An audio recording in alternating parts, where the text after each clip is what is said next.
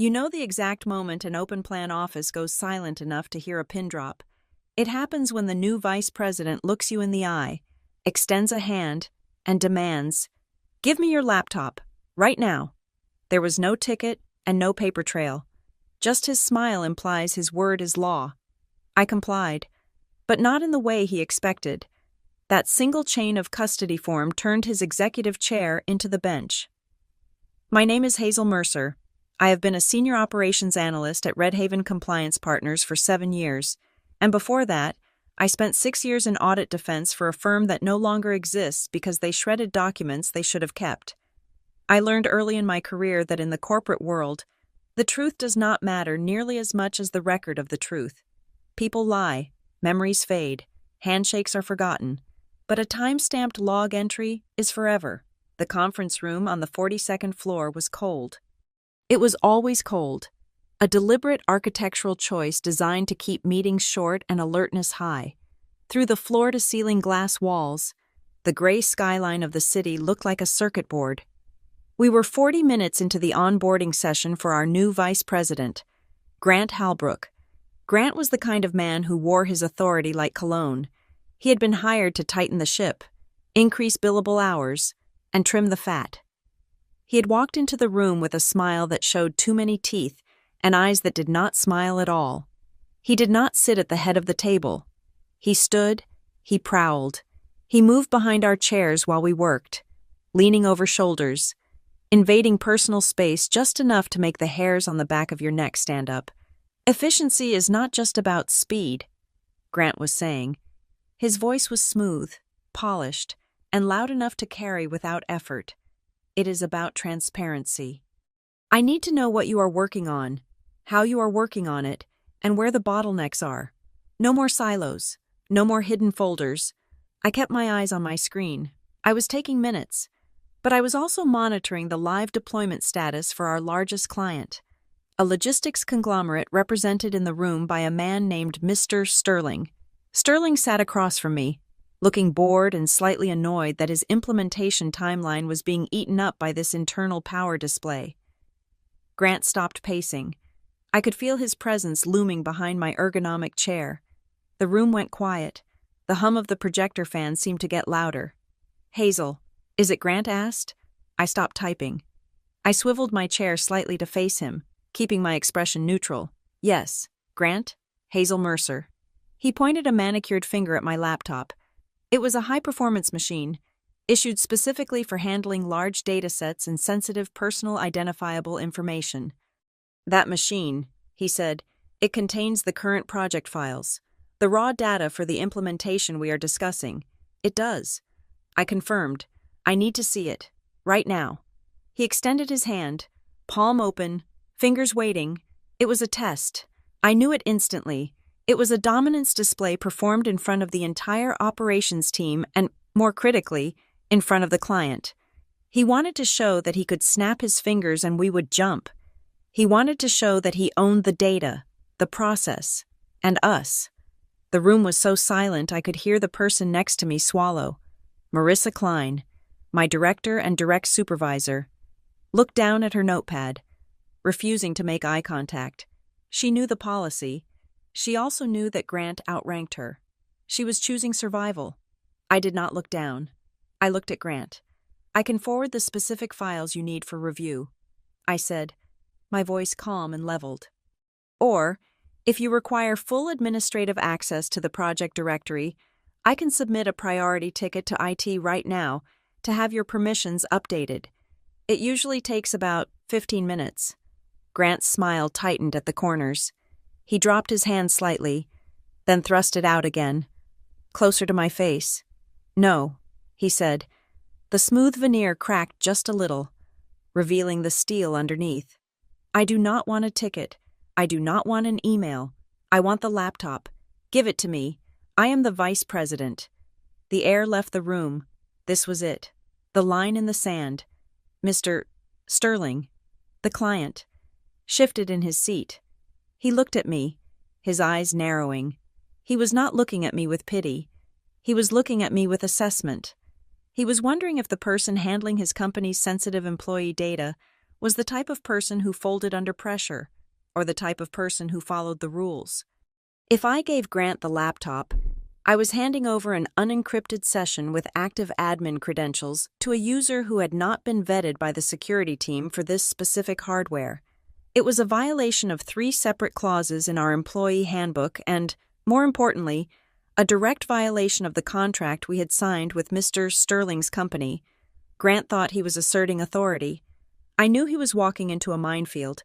I placed both hands flat on the closed lid of my laptop. "Grant," I said, "I cannot do that." "Excuse me?" He blinked.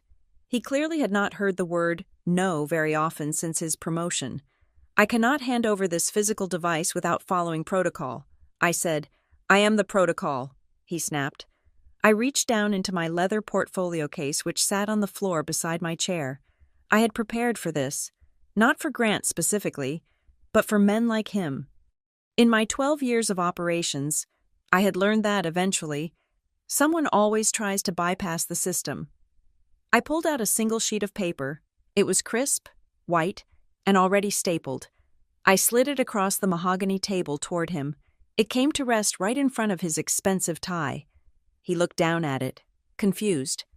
"What is this?" he demanded. "It is a chain of custody transfer form." I said, my voice did not shake. "It is required for the physical handover of any hardware containing Level 4 client data. It requires the serial number of the machine, the time of transfer, the reason for the transfer, and the signatures of both the relinquishing party and the receiving party. It also requires a witness."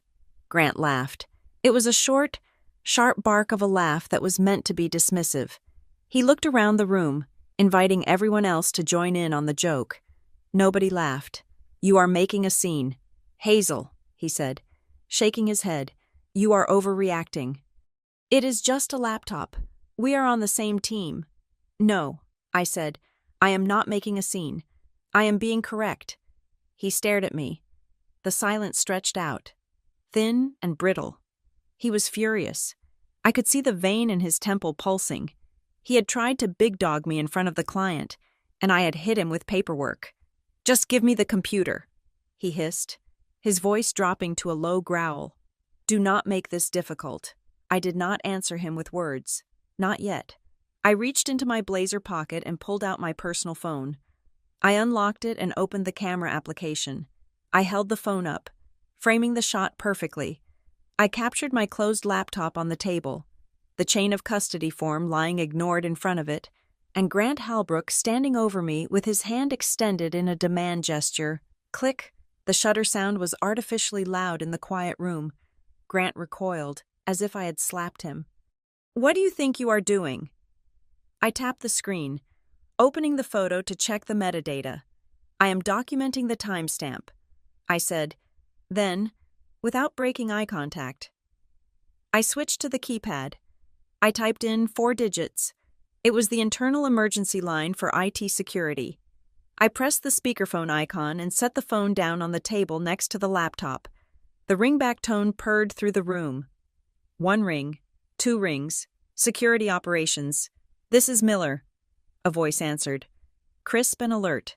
"Miller, this is Hazel Mercer, Senior Operations Analyst," I said, projecting my voice clearly so the microphone would catch it, and so the client would hear every syllable. "I have a security incident in progress in Conference Room B. I have a senior executive demanding the physical surrender of a device containing active client data without a support ticket and refusing to sign a chain of custody form. I am initiating a lockdown protocol on this machine effective immediately." Grant froze. His hand was still half extended, but now his fingers were curling into a fist. He looked at the phone, then at me, and finally, for the first time, he looked at the client. "Mr. Sterling was leaning forward, watching with rapt attention. I waited for Grant to speak. I waited for him to scream, but the only sound in the room was the breathing of 12 people who realized that the game had just changed. The new VP had wanted to show us how things worked. I had just shown him how things actually worked. The voice of Miller from Security Operations filled the room, amplified by the speakerphone of my mobile device. It was not a warm voice, It was the flat metallic tone of a man who spent his days staring at firewall logs and badge access reports. State the nature of the data on the device. Hazel, Miller said. I looked at Grant Halbrook. His face had gone from a flush of anger to a controlled mask of indifference, but his eyes were darting around the room, gauging the reaction of the audience. He had expected me to fold. He had expected a senior analyst to crumble before a vice president. He had not expected me to weaponize the rulebook. The laptop contains the active master file for the Sterling Logistics implementation, I said, speaking clearly for the benefit of the recording line. It includes unmasked employee social security numbers, bank routing information for the payroll integration, and the proprietary algorithm for their supply chain routing. Under the Data Classification Policy, Section 4, Paragraph 2. This constitutes Level 4 critical data. I turned my gaze to Mr. Sterling. The client was no longer looking at his watch. He was leaning forward, his elbows on the mahogany table, watching the theater of compliance play out. He knew exactly what Level 4 meant. It meant that if that laptop went missing or was accessed by an unauthorized user, his company would face fines in the millions of dollars. Therefore, I continued, my voice steady, any transfer of custody requires a documented ticket, a validation of the recipient's security clearance for this specific project, and a witness to the physical handover. Grant Halbrook does not have a ticket. He has not been cleared for the Sterling Project Group, and he just attempted to commandeer the device without documentation. Grant let out a short, dismissive breath. He adjusted his cufflinks, trying to regain the high ground by acting as if I were a hysterical bureaucrat wasting everyone's time. This is ridiculous, Grant said, his voice dropping to a register that was meant to be soothing but sounded condescending. I am the vice president of this division. I do not need a ticket to supervise my own department. I will sign a waiver. I will sign whatever piece of paper you want. Just hand me the computer so we can proceed with the meeting. He reached into his jacket pocket and pulled out a silver pen, holding it out as if his signature were a magical talisman that could dissolve federal privacy laws. I did not move. I did not take the pen. A signature on a piece of scrap paper is legally meaningless without the initiated chain of custody log in the system. I said, if I hand you this machine based on a verbal promise and a signature that hasn't been notarized or logged, I am personally liable for the breach. I am not willing to lose my certification for your convenience. Grant opened his mouth to argue, but the voice from the phone cut him off like a guillotine. Hazel is correct, Miller said. The audio quality was sharp enough that everyone heard the hard edge in his tone.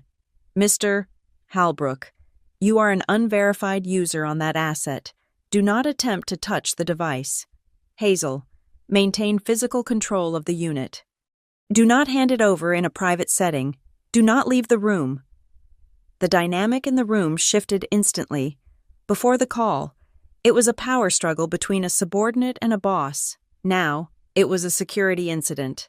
Grant was no longer the hunter. He was the threat. Mr. Sterling cleared his throat. It was a dry, authoritative sound. I appreciate the diligence, the client said, looking directly at me. My legal team is very particular about chain of custody. It is refreshing to see a vendor who actually takes it seriously, rather than just nodding during the compliance audit. He shot a look at Grant. It was a look that said, I am watching you. Grant saw the look. He realized he was losing the room. He was losing the client. He needed to pivot, and he needed to do it fast. He forced a smile that looked painful. Of course, Grant said, spreading his hands in a gesture of mock surrender. We all value security. I was simply testing the team's reaction time. A live drill, if you will. Nobody bought it. The air in the room was thick with the skepticism of 12 experienced corporate operatives who knew a backpedal when they saw one. Since we are being so formal, Grant said, his eyes locking onto mine with a cold intensity that contradicted his casual tone. Bring the laptop to my office after the meeting. We will handle the paperwork there. We can resolve this internally without boring Mr. Sterling with our administrative housekeeping. Internal resolution starts with the established process. I replied, I cannot bring the laptop to your office. SecOps has ordered me to remain here. Grant took a step closer. He lowered his voice, trying to keep the next words between just the two of us. But the room was so silent that his whisper carried like a shout. "Does that machine contain the Delta folder?" he asked. I froze. My fingers, which had been hovering over the trackpad, went still. The Delta folder. That name was not in the project scope. It was not in the onboarding documents. It was not on the shared drive. It was a hidden directory I had created locally on my machine 3 days ago to store a set of discrepancies I had found in the legacy data. I had not told a soul about it.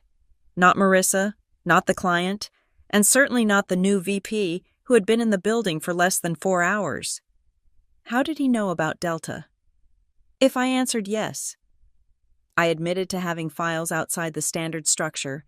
If I answered no, I would be lying on the record. I looked at him. He was watching me closely, waiting for the flicker of recognition. He thought he had trapped me. He thought that by invoking a secret, he could force me into a conspiracy. I did not answer. Instead, I reached for the notepad lying next to the phone. I picked up my pen. In clear block letters, I wrote 10:42 a.m. Grant Halbrook inquired about the existence of the Delta directory. Origin of his knowledge regarding this directory is unknown. I turned the notepad so the camera on my phone, which was still recording the session, could clearly see what I had written. Grant's eyes narrowed. He saw what I wrote. He saw that I was not playing his game. I was documenting it. "Miller," I said to the phone, "the requested party is asking specific questions about directory structures that are not public knowledge. How do you wish to proceed?" "Lock it down," Miller said instantly. "We are escalating this to a code yellow. Hazel, do you have a tamper-evident bag in your kit?" "I do," I said. "Bag it, seal it, read the serial number of the seal into the record. Do not give that computer to anyone but a uniformed security officer." I bent down and opened the bottom compartment of my portfolio. I pulled out a heavy-duty plastic bag with a red adhesive strip across the top. It was the kind of bag used for evidence collection. The crinkle of the plastic was deafening in the quiet room. I picked up the laptop. I slid it into the bag. Grant watched, helpless. To stop me now would be to physically assault an employee in front of a client while security was on the line. He was checkmated by the very bureaucracy he had claimed to represent. I pulled the red strip. I pressed the seal down. The permanent adhesive bonded instantly. "Sealing device," I said, my voice monotonous and professional. "Tamper evidence seal number Alpha Zulu 9442. Time is 10:43 a.m. I wrote the number on the chain of custody form. The sound of the seal taking hold was final. It was the sound of a door slamming shut. Around the table, the other analysts were exchanging glances. They were terrified. Yes, but there was something else in their eyes. Respect, maybe even a little awe. They were watching someone stand in front of a tank and stop it with a piece of paper. Grant stood there, his hands balling into fists at his sides. He had wanted my laptop. Now, it was sitting in a sealed evidence bag in the center of the conference table. Effectively untouchable. "This meeting is adjourned," Grant said, his voice tight. He turned on his heel and walked out of the glass room without looking back at Mr. Sterling. I sat there, my hand resting on the plastic bag. I knew this was far from over.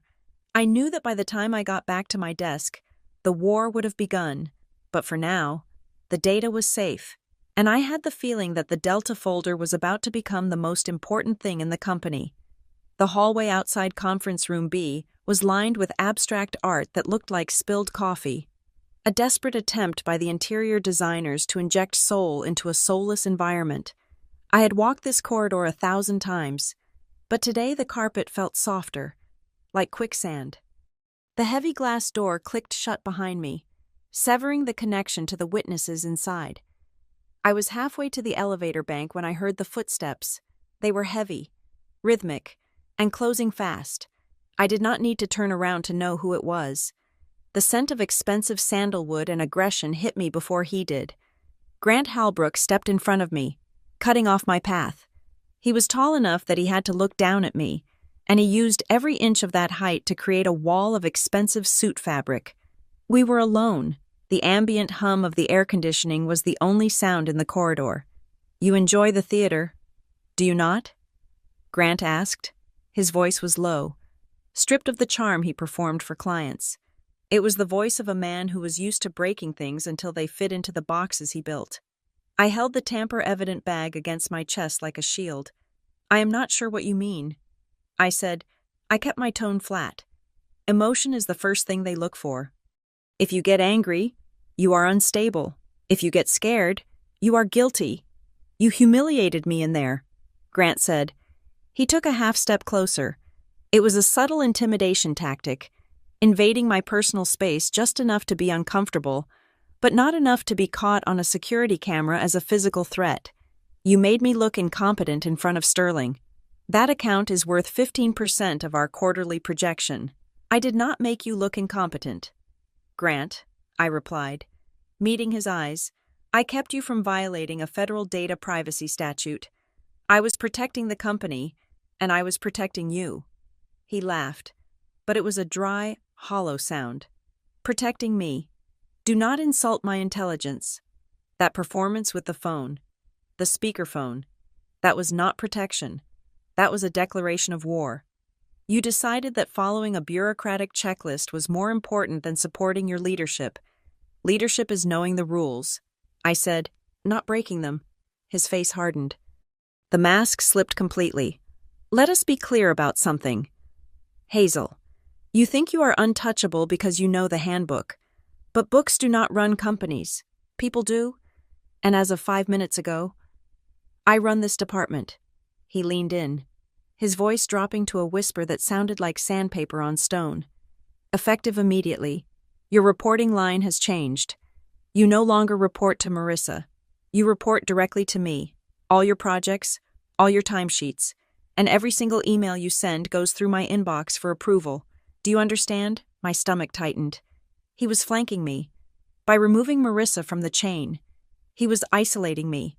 He was removing my buffer. If I reported to him, he could bury my work, reject my hours, and write my performance reviews. He was building a cage. "I understand." I said, "I will wait for the official notification from HR regarding the organizational chart update." He smiled then, and it was the coldest thing I had seen all day. "You do that," he said. He stepped aside, dismissing me. I walked past him, keeping my spine straight, refusing to hurry. I could feel his eyes on my back until I turned the corner. I had barely made it to the break room alcove when a hand grabbed my elbow. It was Marissa Klein. Her face was pale, and her lipstick looked too bright against her washed-out skin. She pulled me into the small supply closet where we kept the printer toner and extra paper reams. She closed the door and leaned against it, exhaling a breath she seemed to have been holding for an hour.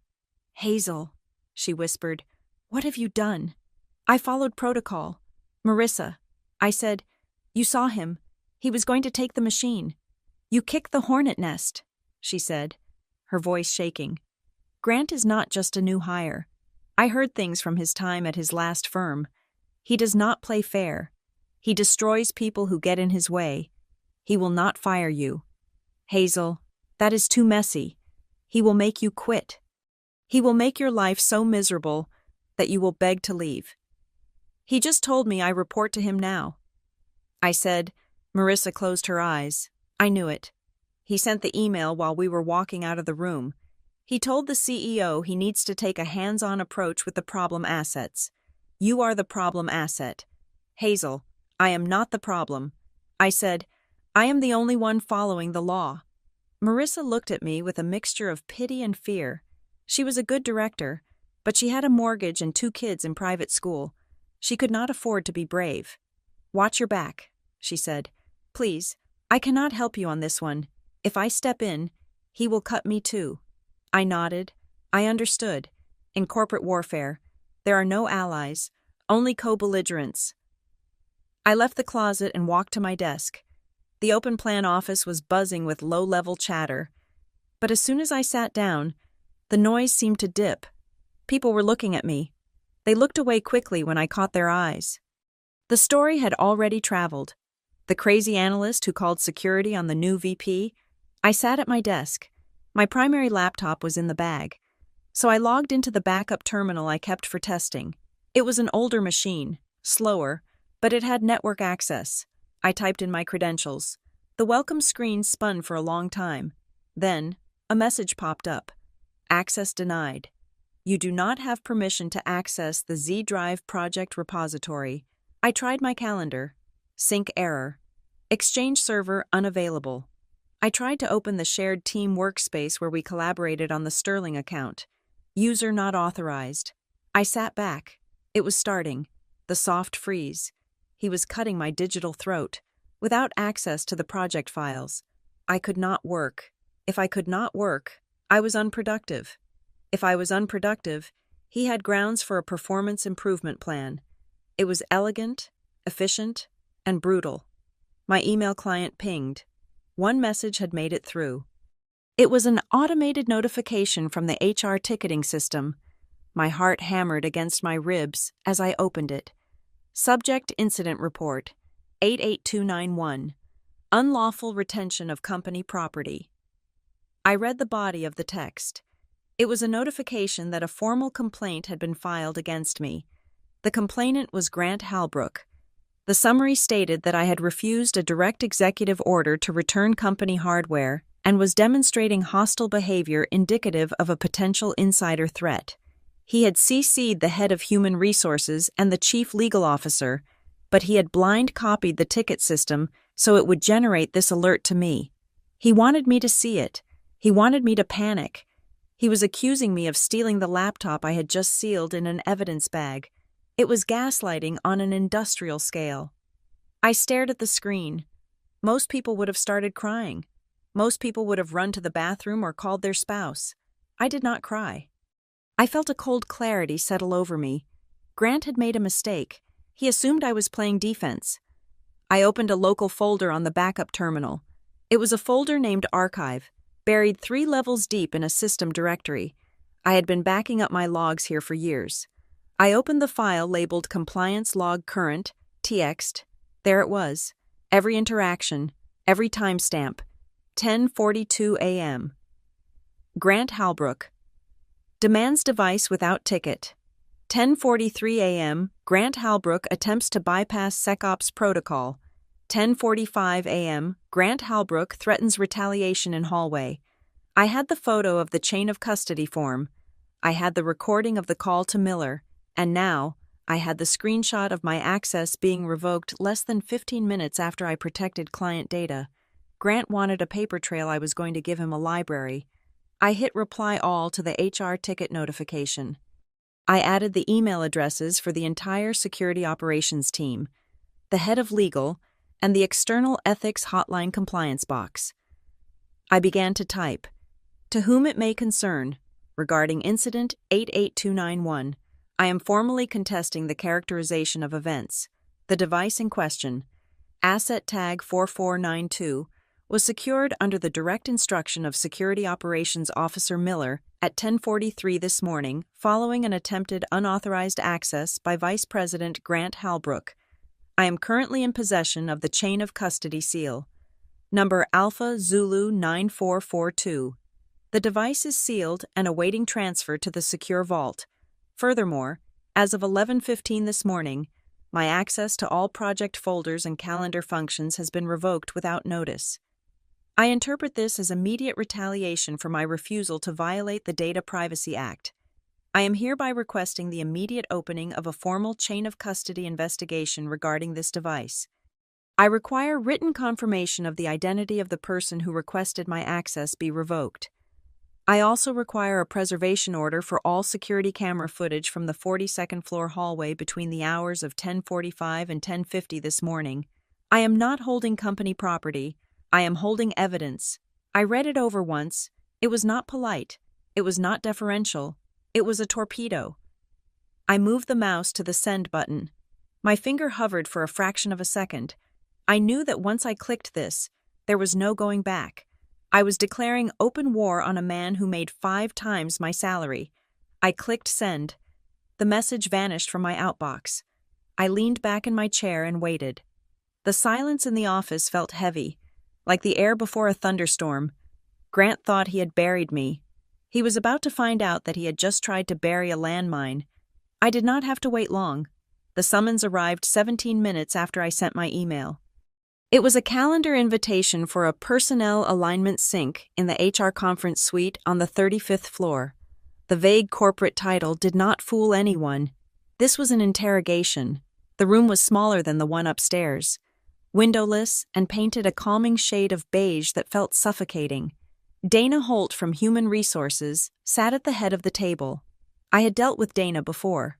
She was efficient, protective of the company shield, and generally allergic to drama. Today, she looked like she had swallowed a lemon. Next to her sat Arthur Vance, a junior associate from legal. He was young, eager, and typing furiously on his laptop. He did not look up when I entered.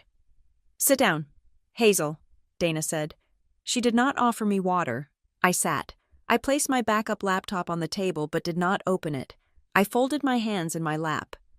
"We received your email," Dana started. Her tone clipped. "And the ticket from Mr. Halbrook.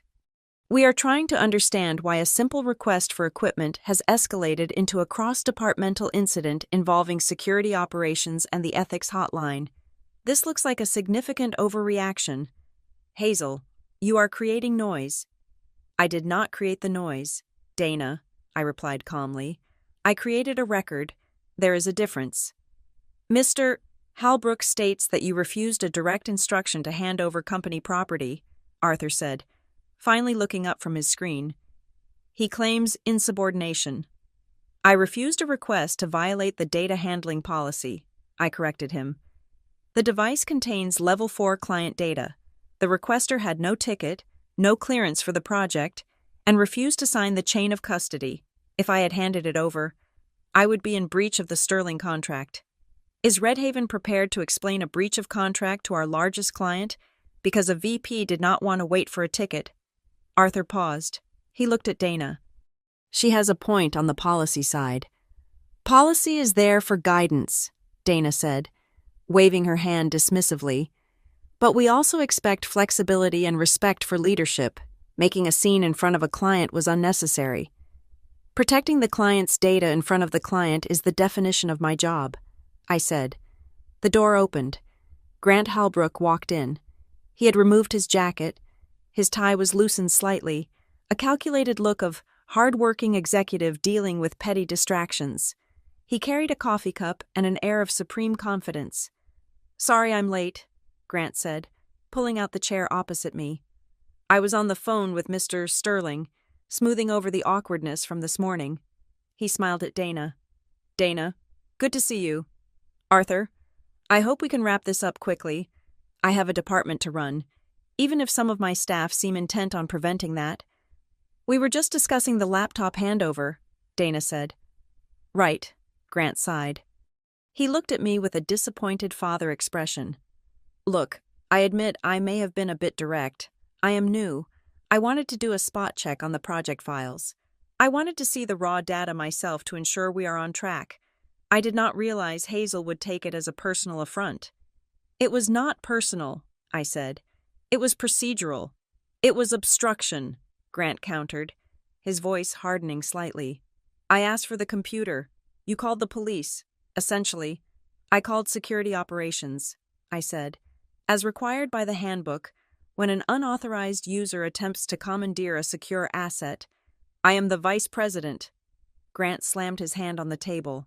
It was sudden, loud, and designed to make me flinch. I did not flinch.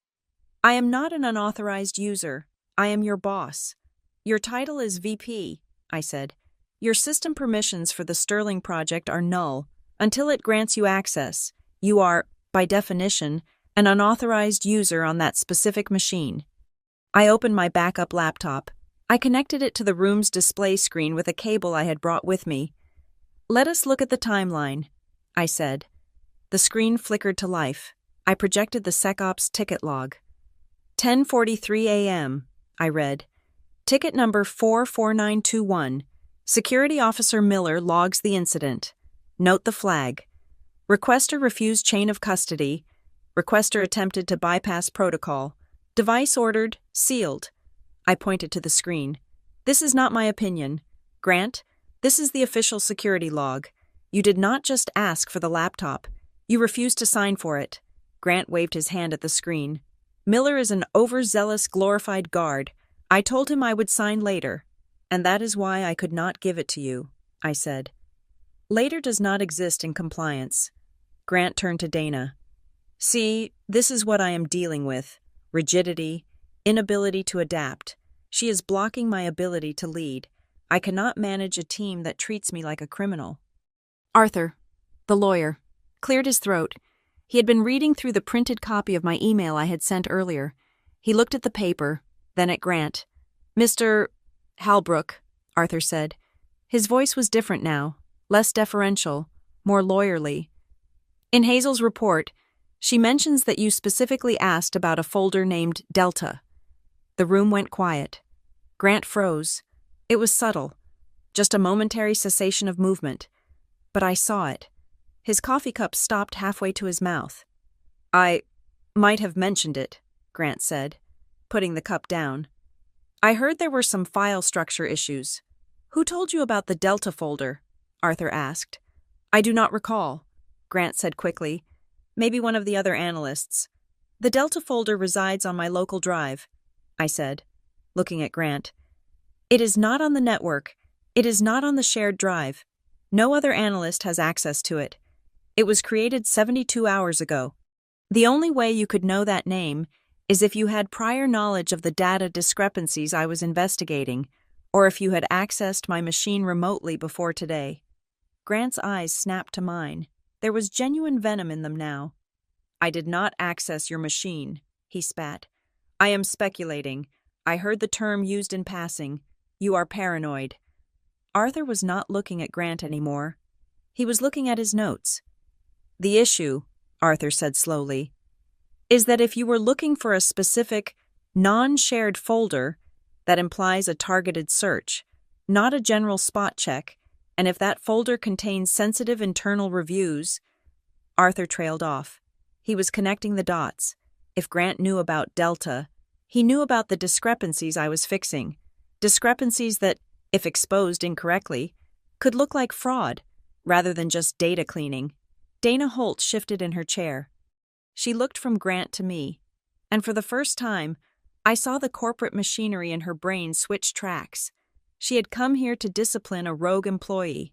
Now she realized she might be sitting across from a liability. What is in the Delta folder? Hazel, Dana asked. Raw data comparisons, I said.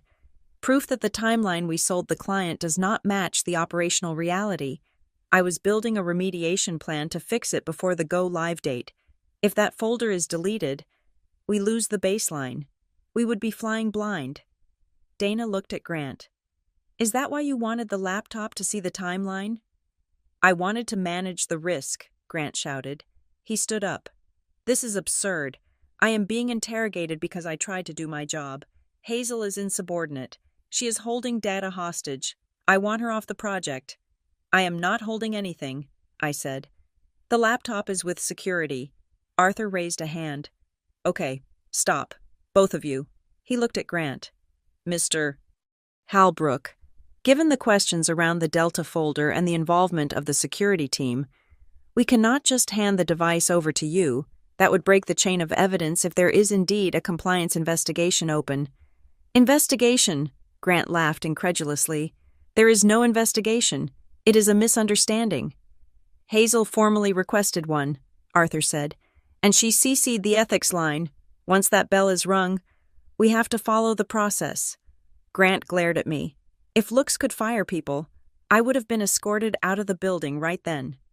Fine, Grant said. Let the lawyers play with the paperwork, but in the meantime, I want all client communication to go through me. Hazel is not to speak to Sterling until this is resolved. Actually, Arthur said, I think it is best if we channel all communication through the formal project management office for now, until we clarify the status of the data. Arthur turned to me. Hazel, the device stays with security. Do not attempt to retrieve it. SecOps will hold it as a sealed exhibit. Understood, I said. And Grant, Arthur continued, You are not to attempt to access that device or its backup images until legal clears it. Grant picked up his jacket. He looked like he wanted to throw the chair through the wall. You are making a mistake, Grant said to Arthur. Then he looked at me. You think you won a round, Hazel, but you just painted a target on your back. You better be perfect from now on, because I will be watching every keystroke. He stormed out of the room. The door slammed shut, vibrating the thin walls. Dana let out a long sigh. She looked at me, her expression tired. You are playing a dangerous game, Hazel, she said. I am not playing. Dana, I said, closing my laptop. I am working. I stood up and left the room. My hands were shaking slightly, but not from fear, from adrenaline. I had forced them to acknowledge the record. Grant had tried to bully his way through, and the system had bucked him off. But as I walked back to the elevator, I knew Grant was right about one thing. He would be watching, and he would not make the mistake of asking nicely next time. The next 3 days were a masterclass in corporate erasure. In the wild, animals isolate the sick or the weak to protect the herd. In an office, they do it to protect their careers. I had become the sick animal. It started with my calendar. When I logged in on Tuesday morning, the blocks of blue meetings that usually structured my day had vanished. The daily stand-up with the operations team canceled for me. The weekly strategy sync with the Sterling account managers declined on my behalf by an administrative assistant I had never met. The project review board removed. I sat in my cubicle, surrounded by the hum of productivity, and I had never felt more conspicuous. The silence around my desk was a physical weight. People I had worked with for 5 years, people whose children's birthdays I knew, walked past my aisle with their eyes fixed on the floor or their phones. They treated me like I was radioactive. If they looked at me, they might catch whatever bad luck I had brought upon myself. I overheard a whisper near the water cooler, a snippet of conversation between 2 junior associates. One of them said that crossing the new vice president was professional suicide. The other one just laughed nervously and said he did not want to be in the blast radius. I did not blame them. They had mortgages and student loans. Heroism is expensive. Instead of meaningful work, my inbox began to fill with what we call busy work. At 10 o'clock, Grant forwarded me a request to reformat a 3-year-old archive of expense reports. He added a note. Please ensure font consistency and check for rounding errors. It was a task for an intern. For a senior operations analyst, it was an insult. It was designed to break my spirit. He wanted me to feel useless. He wanted me to get angry, storm into his office, and give him grounds to fire me for behavioral issues. I did not storm. I opened the spreadsheet. I checked every single font. I corrected the rounding errors. I logged the task in my daily activity tracker with the code Administrative Support, Executive Request. I saved the file, timestamped it, and emailed it back to him at noon with a polite note confirming completion. I was not going to give him the satisfaction of a reaction. I was going to be the most compliant, boring, and legally bulletproof employee in the building. Around 2 in the afternoon, Marissa Klein stopped by my desk. She did not sit down. She stood in the aisle, holding a stack of papers, looking like she was ready to bolt if Grant appeared. Hazel, she said quietly. I looked up. Marissa, do you need something? She sighed, shifting her weight. The dark circles under her eyes were new. You are making this hard on everyone. Hazel, the mood on the floor is terrible. Grant is tearing apart the team looking for leaks because of what happened in the conference room. I am doing my job. Marissa, I said, I am sitting here formatting old spreadsheets because that is what I was told to do. You know what I mean, she said, her voice dropping lower. Just go to him. Apologize. Tell him you were stressed. Tell him you want to be a team player. He just wants the ring kissed. If you do that, this goes away. We can get back to work. I looked at her. I liked Marissa. She was a survivor. But she was asking me to surrender. I cannot do that. I said, if I apologize, I admit fault. If I admit fault, I admit that following the data privacy law was a mistake. I will not put that on my record. Marissa shook her head. You are stubborn. You are going to lose. Hazel. He has the title. He has the ear of the CEO. You have a piece of paper and a sealed bag. I have the truth. I said, "That does not pay the rent," she replied. She walked away. I watched her go, feeling a pang of loneliness that was sharper than I expected. I was holding the line, but I was holding it alone. At 3:30, the first crack in Grant's blockade appeared. It came from the outside. My email pinged. I expected another menial task or a reprimand from HR. Instead, I saw the domain name Sterling Logistics. It was a direct message from Mr. Sterling himself. Subject timeline discrepancies. Urgent. I opened it. My heart rate kicked up a notch. Hazel. The email read, "I am reviewing the updated project roadmap sent over by Grant this morning. The delivery dates for the supply chain integration have been moved up by 6 weeks. This contradicts the risk assessment you presented last month. Grant assures me the data supports this acceleration, but I do not see the raw validation files. Who is currently managing the master data? I need a verify on this timeline immediately." I sat back. This was the trap. Grant had moved the timeline. He had promised the client a faster delivery to impress them, likely to secure his bonus or a contract extension. To do that, he had to ignore the risk flags, the flags that were in the Delta folder. The flags I had raised. If I answered Mr. Sterling and told him the timeline was impossible, Grant would fire me for unauthorized communication with a client and sabotaging a deal. If I ignored the email, I looked incompetent and complicit in the lie. If I lied and said the timeline was fine, I would be part of the fraud. Grant was counting on me to panic. He was counting on me to try to save the relationship with the client by spilling the beans, which would give him the ammunition to destroy me for insubordination. I took a breath. I turned to my second monitor where I kept the corporate policy handbook open. I found the section on litigation hold and communication protocols. I hit reply. I did not just reply to Mr. Sterling. In the carbon copy field, I added the generic email address for the project management office. Then, deliberately, I added the email address for Red Haven's general counsel and the external legal compliance inbox. I typed, "Dear Mr. Sterling, thank you for your inquiry. Per the instruction of Vice President Grant Halbrook and the current directive from Red Haven Legal regarding ongoing internal data reviews, I am no longer authorized to access the master data files or comment on project timelines. All questions regarding data validation and timeline feasibility must be directed to Mr. Halbrook or the legal department. Copied here. I have logged your request for the record. Regards, Hazel Mercer." It was the perfect bureaucratic grenade. I had not said Grant was lying. I had not said the timeline was wrong. I had simply stated that I was forbidden from telling the truth, and I had told the company lawyers that the client was asking questions about data I was not allowed to see. To a smart man like Mr. Sterling, "I am not allowed to answer" is the loudest answer possible. It screams that something is being hidden. I pressed send. 10 minutes later, the door to Grant's office slammed open. I could see him across the floor. He stood in the doorway, scanning the room until his eyes locked on mine. He was red in the face. He held his phone in his hand like he wanted to crush it. He could not come over and scream at me, not after I had copied legal. If he yelled at me now, it would look like retaliation for following his own orders.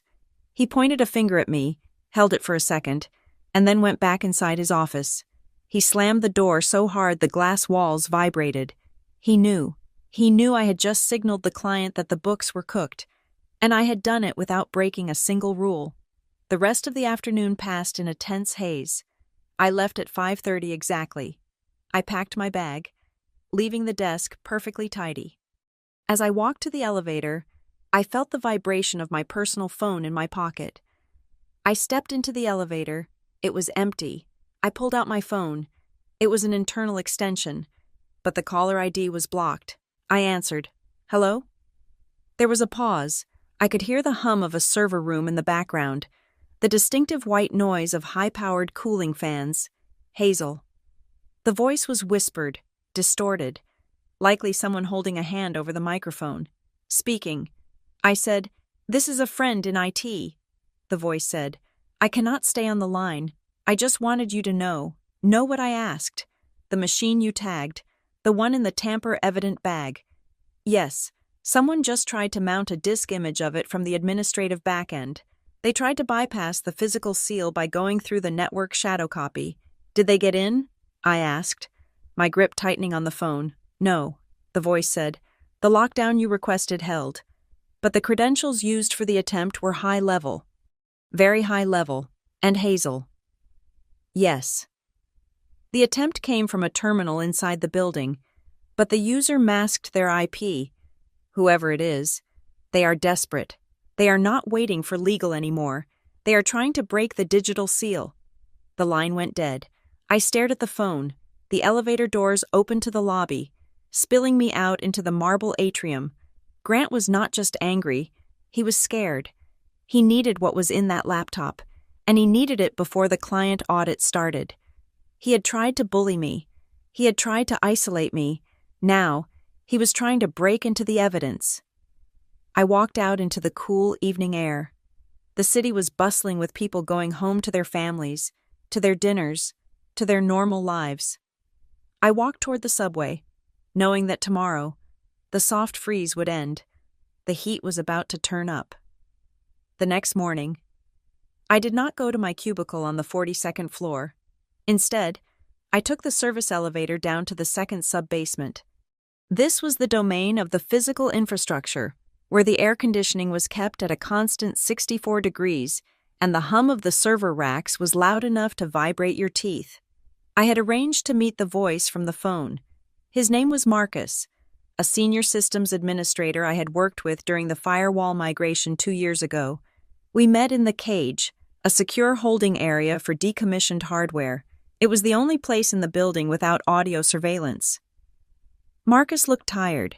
He was wearing a hoodie over his dress shirt, the universal uniform of IT staff who had pulled an all-nighter. He did not say hello. He simply turned his laptop screen toward me. "Look at this," Marcus said. I leaned in. On the screen was a log entry from the Central Identity Management System. "What am I looking at?" I asked. "You are looking at a break-glass administrative request." Marcus explained. "In the event of a catastrophic system failure where the primary authentication servers go down, we have a set of emergency admin accounts. They are the nuclear option. They bypass all two-factor authentication and give the user God mode access to the entire network, including shadow copies of local drives." I scanned the log.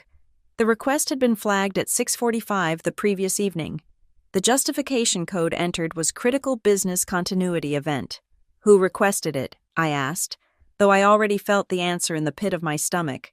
Marcus highlighted the user ID, G. Halbrook exec. "Grant," I said. "He tried to mount the disk image of your laptop," Marcus said. "He did not need the physical machine, since your laptop backs up to the network every hour. He tried to access the latest backup image stored on the server. He wanted to mount it as a virtual drive, copy the contents, and likely scrub the original. But he failed," I said. "He failed because you put the machine in legal hold status with Miller yesterday," Marcus said. "When a machine is tagged for legal hold, even a break-glass admin cannot mount the image without a countersign from the Chief Information Security Officer. The system blocked him. That is why he is panicked. He triggered a silent alarm in the Security Operations Center. That is how I saw it." I stood up straight, my mind racing. This was no longer about micromanagement or a new VP throwing his weight around. A break-glass request is a serious event. Using it for anything other than a total system outage is a fireable offense. Grant had risked his entire career to get into that laptop. "Why?" I asked aloud. "Why take that risk just to see a project timeline?" "Maybe he's not looking for the timeline," Marcus said. "Maybe he is looking for what isn't there." Marcus tapped a few keys. I did some digging after I saw the alarm. I looked for patterns. I found a similar event log from 18 months ago. A project folder was mass deleted using an emergency admin override. The case was flagged as accidental data loss and closed within 24 hours. "Who was the admin?" I asked. "A director named Elias Thorne," Marcus said. "He left the company 2 weeks after the incident. Personal reasons. The email said. The name struck a chord. I pulled out my phone and opened a professional networking app. I searched for Elias Thorne. There he was. Elias Thorne, currently a senior vice president at a logistics firm in Chicago. But I scrolled down to his employment history. Before Redhaven, he had been a director at Omnicorp Consulting. I opened a new tab and searched for Grant Halbrook. There it was. Grant had spent 5 years at Omnicorp Consulting as a regional VP. They had worked together. The realization hit me like a splash of ice water. This was a cleanup crew. Elias Thorne had likely buried something 18 months ago, perhaps a botched implementation or a financial discrepancy, and then left. Now that the Sterling project was under scrutiny, Grant had been brought in to ensure the bodies stayed buried. My Delta folder, with its raw data comparisons, threatened to expose whatever timeline manipulation or data fudging had started back then. They are friends, I whispered, or at least accomplices. I cannot keep this log open, Marcus said, closing his laptop. If they audit my view history, I am done. But Hazel, you need to know that this is not just an office squabble. This is an active cover-up. Thank you, Marcus, I said. You were never here. I took the elevator back up, but I did not go to my desk. I went straight to the Security Operations Center on the 30th floor. Miller was waiting for me. He was a large man with the demeanor of a retired linebacker. He was sitting in a glass-walled office, staring at a bank of monitors.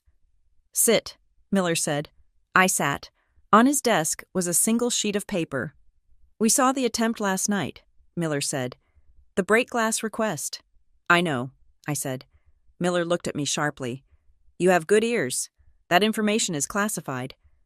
I have good instincts, I countered. What happens now? Now, Miller said, sliding the paper toward me. We formalize this. This is an affidavit of truth. It states that you are voluntarily submitting your device and all related correspondence as evidence in an internal investigation regarding potential executive misconduct and data tampering. Once you sign this, you become a protected witness under the corporate whistleblower policy, but it also means you cannot back down. If you are wrong, or if this is a personal vendetta, you will be terminated for filing a false report. I looked at the paper. It was heavy, formal, and terrifying. It was the point of no return. I am not wrong, I said. I picked up the pen. I signed my name. Hazel Mercer, in clear, steady cursive. I dated it. Done, I said. Miller took the paper and slid it into a folder. Go back to your desk. Do your work. Do not engage with Mr. Halbrook unless there is a witness present. When I returned to the 42nd floor, the atmosphere had shifted again. It was hostile. I walked to the break room to get water, and 2 account managers stopped talking the moment I entered. They did not look at me. They looked through me. I heard she locked the laptop because she deleted the master file by accident, one of them whispered as I turned my back. That is what Grant said, the other replied, not bothering to lower her voice. He said she is trying to ransom the machine to negotiate a severance package because she knows she screwed up the timeline. I gripped my water bottle. Grant was smart. He knew he could not fire me while the investigation was pending. So he was destroying my reputation. He was painting me as the incompetent, hysterical employee who was holding the company hostage to cover her own mistakes. It was a classic projection. He was accusing me of exactly what he was doing. I walked back to my desk. My head held high. I refused to defend myself against rumors. The truth was in the logs. At 4 o'clock, the bomb dropped. It came in the form of an email from the chief legal officer, addressed to the entire executive team, but copied to me and Miller. Subject notice of external audit. Sterling Logistics. I opened it. Due to conflicting reports regarding the integrity of the project data and the recent chain of custody escalation, Sterling Logistics has exercised Clause 9 of their contract. They have engaged a third-party forensic accounting firm to conduct a full audit of all project data, timelines, and communications, effective immediately. All internal data is now frozen. Any attempt to modify, delete, or access project files without the express permission of the auditors will be considered a breach of contract. I leaned back in my chair. Grant's plan had backfired. By trying to force his way in, he had spooked the client. Now, it wasn't just me he had to worry about. It wasn't just SecOps. It was an army of external auditors who did not care about his title or his smile. I looked across the office toward the glass-walled office of the vice president. Grant was standing there, reading the same email on his phone. He looked up. Our eyes met across 50 feet of gray carpet. For the first time since he walked into the company, Grant Halbrook looked terrified. He had tried to bench me. Instead, he had just invited the referees onto the field, and they were bringing the red cards. The silence that followed Grant's removal was short-lived. He had been escorted out of the boardroom, but he had not left the building. He had one final move to make, a scorched earth tactic designed to freeze the entire investigation and cast doubt on my credibility. 10 minutes after the door closed behind him, Evelyn Agnew's phone buzzed on the boardroom table. She looked at the screen, and her eyebrows knitted together in a severe line. "It is a formal whistleblower complaint," Evelyn said, looking up at the CEO. "Filed by Grant Halbrook just now. He claims he has credible evidence that Hazel Mercer has been exfiltrating proprietary intellectual property to a personal server for the last 3 months. He states that her refusal to hand over the laptop was a delay tactic to allow a background deletion script to run." Julian Vance looked at me. "Hazel." I did not flinch. This was the desperation of a drowning man. He was projecting his own guilt onto me. "I have never moved a single file off the secure network," I said calmly. "My transfer logs will prove that. He is demanding an immediate forensic sweep of your user profile." Evelyn said, "If we do not do it, he will claim we are covering up for a rogue employee to protect the client contract." "Do it," I said. "Run the sweep, right now." Director Kovic typed a command into his terminal. The room watched the progress bar on the main screen. It was a digital autopsy of my work life. Every file I had touched, every email I had sent, every USB drive I had ever inserted. "Scanning for mass data egress," Kovic announced. "Looking for large zip files, encrypted archives, or unauthorized cloud uploads." The bar hit 100%. "Negative," Kovic said. "User Mercer has 0 instances of external data transfer, no USB mounting events in the last 6 months, no uploads to Dropbox, Google Drive, or personal FTP sites. Her outbound traffic is cleaner than mine." I looked at Evelyn. "He lied. Again." "Wait," Kovic said. He was squinting at the secondary log stream. "I am seeing a massive data egress attempt, though it was flagged by the data loss prevention system yesterday at 5:58 in the evening." "From where?" Julian asked. "The source IP maps to the hardline in the vice president's corner office." Kovic said, "Someone tried to upload 4 gigabytes of project data to a private server hosted in the Cayman Islands. The firewall killed the connection because the destination was on the blacklisted IP range." The room turned to ice. Grant had accused me of stealing data to distract from the fact that he had tried to smuggle the entire project repository out of the building the night before. "Grant claimed he was in a strategy meeting at that time," Evelyn noted, checking her notes. "He was in his office," I said. "I saw him. He slammed the door right after I copied legal on the client email. Grant had tried to steal the data so he could take it to a competitor or use it as leverage. When the firewall stopped him, he tried to physically take my laptop to destroy the evidence of the discrepancy. Suddenly, the intercom on the table buzzed. It was Sarah, the executive assistant. "Mr. Vance, Grant is in the outer lobby," she said. "He is shouting that the operations team is compromised. He is blaming the director." "Let him in," Julian said. "Let him dig his hole." Grant stormed back in, followed by a nervous-looking security guard. He pointed a finger directly at Marissa Klein. "This is her fault," Grant yelled, pivoting from me to my boss. "Marissa runs a loose ship. She lets analysts create hidden folders. She lets them manage their own security protocols. If data was mishandled, It is because operational oversight is non-existent. I was trying to fix her mess. Marissa stood up. For 5 years, I had watched Marissa swallow her pride, defer to loud men, and apologize for things she did not do just to keep the peace. I expected her to fold. I expected her to take the blame to save her pension. No, Marissa said.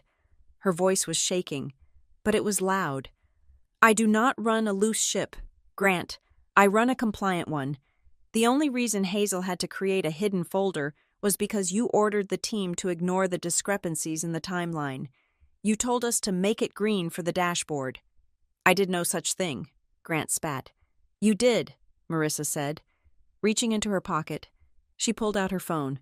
And unlike you, I do not send reckless emails, but I do keep voicemails.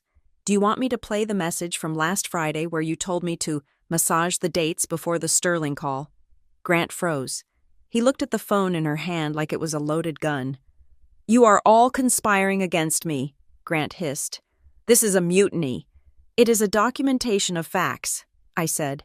Before Grant could respond, the large screen on the wall flashed with a priority notification. It was an incoming email from the General Counsel of Sterling Logistics. Evelyn opened it. Her face went pale. They are pausing the contract, Evelyn read. Quote, until Redhaven can provide a forensic guarantee that no unauthorized party has accessed our employee data, we are suspending all signature authority. We cannot entrust our supply chain to a partner with executive-level security breaches. End quote. The silence in the room was absolute. Grant had not just caused a scene, he had stopped the revenue.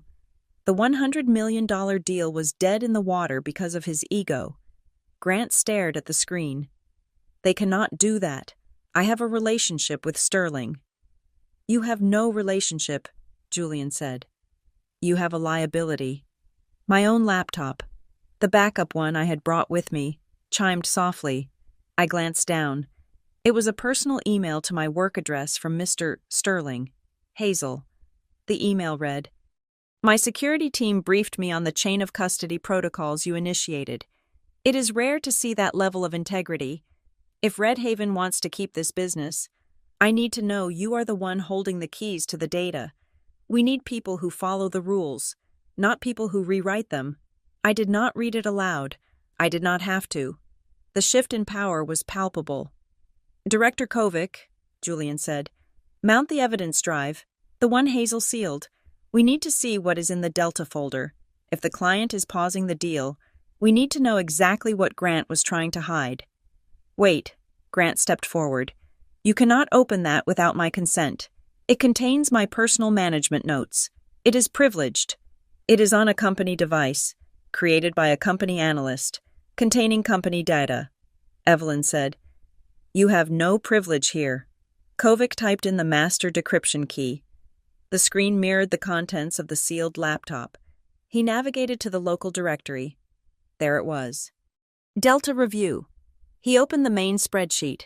It was a side-by-side comparison. Column A was titled Actual Engineering Timeline. Column B was titled Sales Timeline, Grant H. The discrepancies were not minor. They were catastrophic. Look at the dates, I said, pointing to the screen. The engineering reality says the logistics module will be ready in November. Grant sold it for a June launch. That is a 5-month gap. And here, Kovic said, scrolling down, the data migration risk is flagged as critical in the system, but in the report Grant prepared for the board, he manually changed it to low. This is not a mistake, Julian whispered. This is fraud. He was selling a product that does not exist yet to trigger his signing bonus, and he was planning to blame the delay on the operations team later. Grant was backing away toward the door. The color had drained from his face completely. He realized that the chain of custody form I had forced onto the table wasn't just about a laptop. It was the padlock that kept him from deleting this file. If I had given him the computer, this spreadsheet would have vanished, and in 6 months, when the project failed, he would have fired Marissa and me for incompetence. I can explain, Grant stammered. It was an aggressive target. That is what you hired me for, to push the team.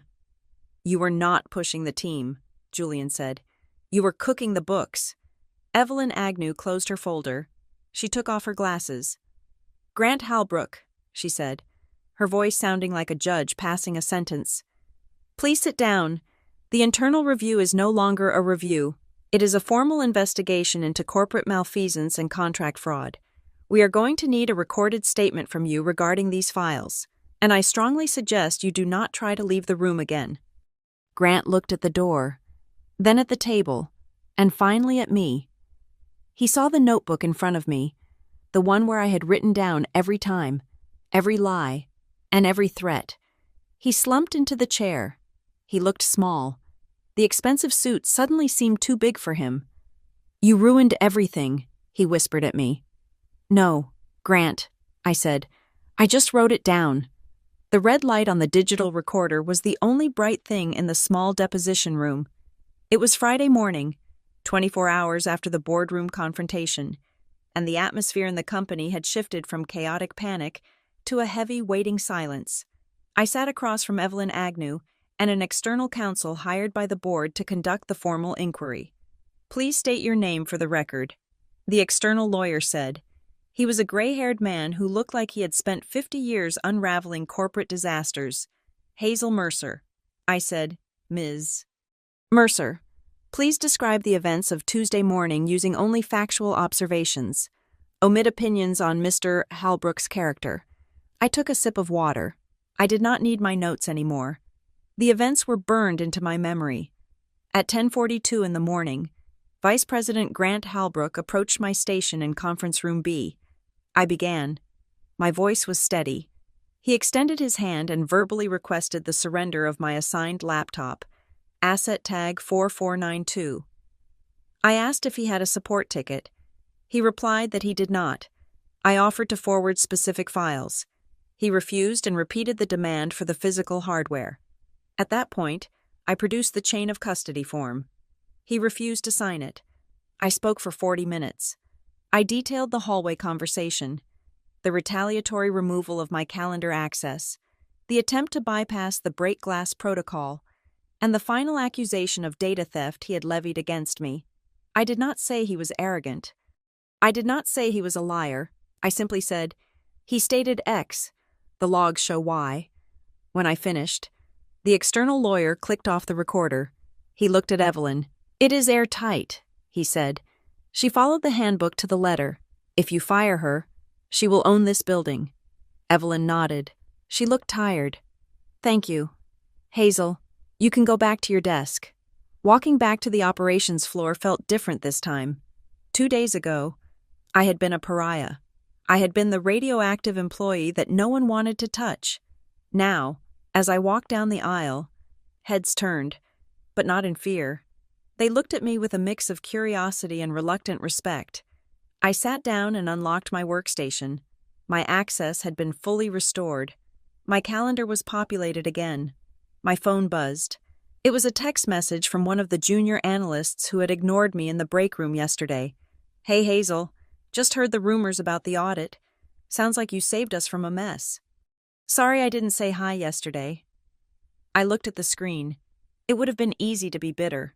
It would have been easy to reply with a sarcastic comment about fair-weather friends, but I knew that would not help. They were just people trying to survive a predator. I typed back, thanks. Just make sure you document your own work from now on.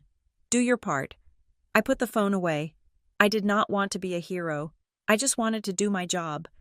A shadow fell across my desk. I looked up to see Marissa Klein. She looked like she had aged 5 years in 2 days. Her eyes were red-rimmed, and she was holding a cup of coffee with both hands as if for warmth. Can we talk? She asked. We can? I said. She pulled up a chair, the same chair Grant had sat in when he first introduced himself to the team. I am sorry. Hazel, Marissa said. Her voice was barely a whisper. I told you to let it go. I told you to apologize to him. If you had listened to me. She trailed off. We both knew what would have happened. If I had listened to her, the fraud would have continued.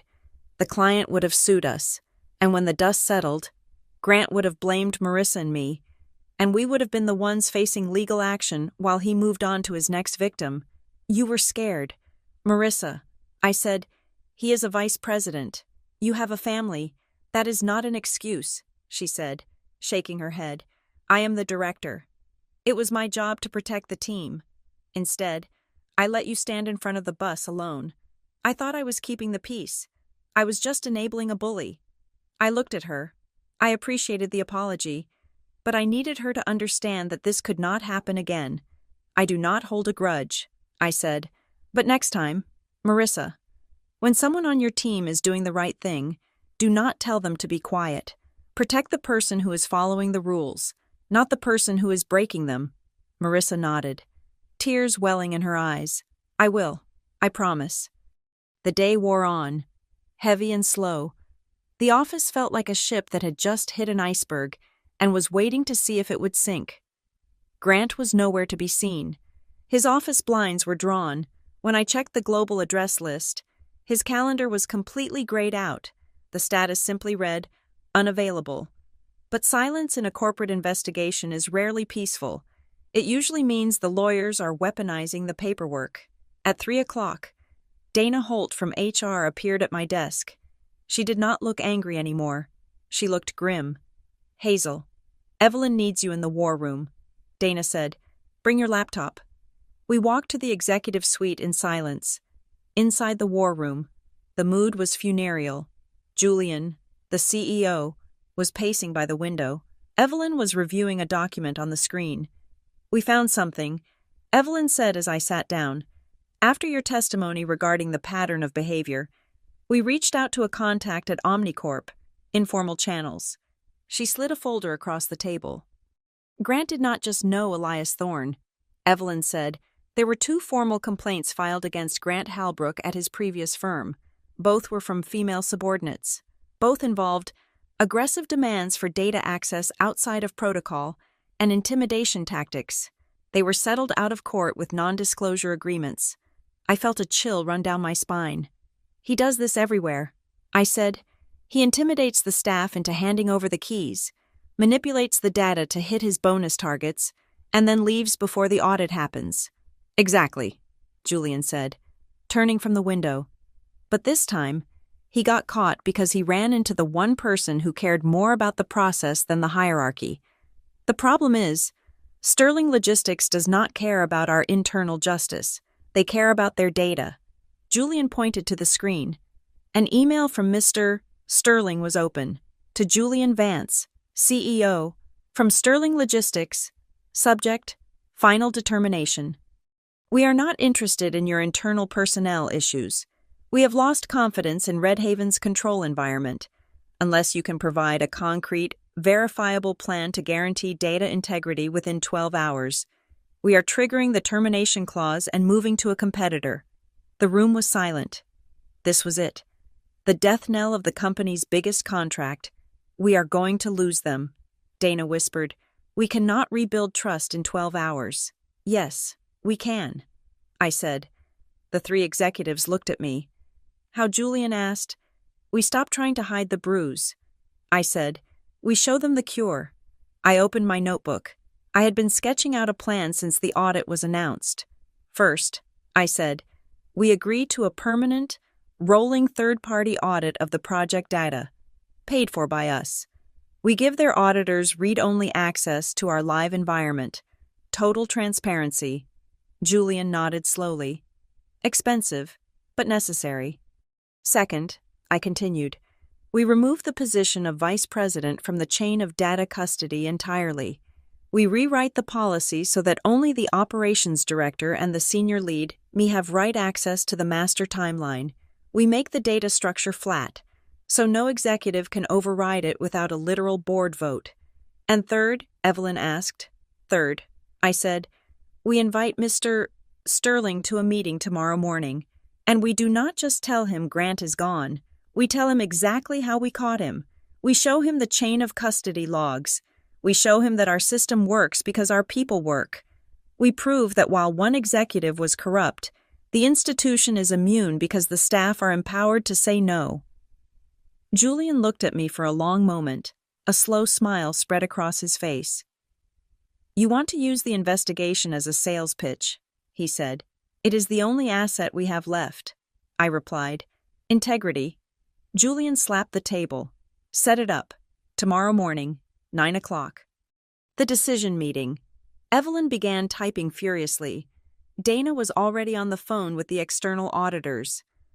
I walked back to my desk to prepare the presentation. I felt a sense of calm. We had a plan. We had the truth. But as I opened my email to check the meeting invite Julian had just sent out, I saw something that made my blood run cold. The calendar invite for Sterling remediation strategy. Final decision had been sent to the executive team, legal, and me. And there, in the list of attendees, was a name that should not have been there. A name that had accepted the invite 3 seconds after it was sent. Grant Halbrook. Accepted. I clicked on his status. His calendar was no longer gray. It was active. He was supposed to be benched. He was supposed to be locked out. But somehow, he had gotten the invite, and he was planning to come. I grabbed my phone and texted Miller in security. Grant just accepted the client meeting invite. Is his badge still active? 3 dots appeared. Then the reply. His badge was deactivated, but he still has building access as a guest if someone signs him in. And Hazel. He just logged into the guest Wi-Fi in the lobby. He was here. Grant Halbrook was not going to go quietly into the night. He was coming to the meeting. He was going to try to blow up the deal, blame the team, or burn the house down with all of us inside.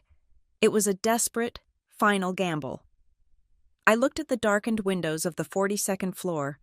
The storm I had felt brewing all week had finally arrived, and tomorrow morning, in front of our biggest client, it was going to break.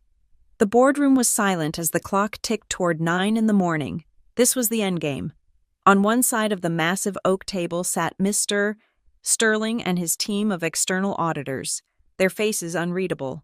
On our side sat Julian Vance, our CEO, flanked by Evelyn Agnew from legal and Director Kovic from security. I sat next to Marissa, my hands folded on top of the notebook that contained the history of the last 4 days. The empty chair at the end of the table loomed large. It was the seat reserved for the executive sponsor of the project. At 8:59, the double doors swung open. Grant Halbrook walked in. He was wearing a fresh suit, his hair perfectly styled, but his eyes were frantic. He had bypassed the deactivated badge readers, likely tailgating an intern through the lobby turnstiles, and charmed his way past the reception desk. He carried the energy of a man who believed he could talk his way out of a firing squad. Julian looked up. He did not look surprised. He looked disappointed. "Grant," Julian said, his voice calm, "you were placed on administrative leave. You are not cleared for this meeting. I am the Vice President of Operations," Grant declared, walking toward the empty chair. "This is my project. This is my client. I have a right to be here to defend the company interests." He reached for the chair. "Stop," Julian said. It was not a shout. It was a command. Grant froze, his hand hovering over the leather backrest. "You are not the sponsor of this project anymore," Julian continued. "If you wish to remain in this room, you will not sit at the table. You may sit in the gallery chairs against the wall. You are here as an observer only." Grant looked at the table, then at the client, and finally at the chairs lined up against the back wall, the seats usually reserved for junior note-takers and assistants. His face flushed a deep, blotchy red. He had walked in to command the room, and within 10 seconds, he had been demoted to the audience. "Fine," Grant said through gritted teeth. He walked to the back of the room and sat down, crossing his arms defensively. Mr. Sterling did not even look at him. He turned his gaze to Julian. "Let us begin," Sterling said. "We are not here to discuss timelines or budgets today. We are here to discuss trust. My security team tells me there was an attempt to bypass the legal hold on our data. I want to know who did it, and I want to know why." Julian nodded to Evelyn. Evelyn Agnew stood up. She did not use a PowerPoint presentation. She used paper. She placed a single document on the table in front of Mr. Sterling. "This is the chain of custody log initiated by Hazel Mercer on Tuesday morning," Evelyn said. "It documents a refusal by executive leadership to follow data transfer protocols." She placed a second document down. And this is the security log from Wednesday evening. It shows a break-glass administrative request to access the disk image of the device in question. Mr. Sterling looked at the papers. Who is the user associated with the request? Evelyn pointed to the line on the page. The user ID is Grant Halbrook. Sterling turned in his chair. He looked all the way to the back of the room, fixing Grant with a stare that could peel paint. So, Sterling said, it was not a hacker. It was not a system glitch. It was you. Grant stood up. He could not help himself. I was conducting a vulnerability assessment, Grant shouted from the back. I was testing the system to make sure your data was safe. Hazel Mercer is the one who locked the device. She is the one who obstructed the audit. I was trying to do my job. Director Kovic spoke up then. His voice was deep and filled the room like thunder. That is factually incorrect, Kovic said. Kovic pressed a button on the console in front of him. The main screen lit up with a timeline. Mr. Halbrook claims he was testing the system. Kovic explained. However, the logs show that the break-glass attempt occurred at 6:45 in the evening. That is 3 hours after Mr. Halbrook signed the updated confidentiality agreement with your legal team, Mr. Sterling. And it is 2 hours after security operations explicitly warned him via email that the device was under legal seal. Kovic paused, letting the weight of the evidence settle. This was not a test. Kovic concluded. A test is scheduled. A test is authorized. This was a targeted attempt to access specific files after being told to stop. This was a breach of intent. The room went deadly quiet. Grant had no defense for the timeline. He had signed the paper promising to protect the data, and then he had immediately tried to break in. Grant looked around the room, desperate for an ally. His eyes landed on me. This is a setup, Grant hissed, pointing a shaking finger at me. She planned this. She created those hidden folders to entrap me. She has been plotting to take my job since I walked in the door. She is a rogue employee who hates authority. Sterling looked at me. I sat straight, my hands still folded on my notebook. I did not speak. I did not have to. Julian Vance leaned forward. No, Grant, Julian said. Hazel is not a rogue employee. She is the only person in this department who actually did her job. When you demanded the laptop, she said no. When you tried to bypass security, she reported it. When the client asked for the truth, she followed the legal protocol. Julian looked at Mr. Sterling. We hired Grant to drive efficiency, Julian admitted. Instead, he drove risk. Hazel Mercer did what we should have done from the beginning. She complied. She prioritized your data over our internal hierarchy. That is not a plot. Grant, that is integrity. Mr. Sterling drummed his fingers on the table. He looked at the logs again. Then he looked at Grant, who was standing against the wall, looking smaller and more pathetic by the second. Finally, Sterling looked at me. Ms. Mercer, Sterling said, if we continue with Redhaven, who controls the master timeline? Who controls the Delta folder? I control it. I said clearly. The data will be validated by me, locked by Director Kovic, and read only for everyone else. No one moves a date or hides a risk without a digital signature that I verify. Sterling nodded. He closed the folder in front of him. We will not terminate the contract, Sterling announced. The air in the room seemed to lighten instantly. Marissa let out a breath she had been holding for an hour. However, Sterling added, raising a finger, we have conditions. The project proceeds only if Hazel Mercer is named the lead of data governance for this account. She will have veto power over any operational timeline changes. And secondly, the individual responsible for this breach must be removed from our account permanently. Julian stood up. He turned to face the back of the room. Grant Halbrook, Julian said formally, you are hereby relieved of all duties regarding the Sterling Logistics account. Your access to the building is revoked effective immediately pending the conclusion of the internal fraud investigation. Grant stepped forward, his face pale. You cannot do this. I am the vice president. You cannot let a client dictate your org chart. I am not letting the client dictate it. Julian said, I am dictating it. You cost us trust. You almost cost us $100 million. Please escort yourself out, or Director Kovic will do it for you. Grant looked at Kovic, who was already standing up. He looked at me. I met his gaze. I did not smile. I did not gloat. I just watched him realize that the game was over.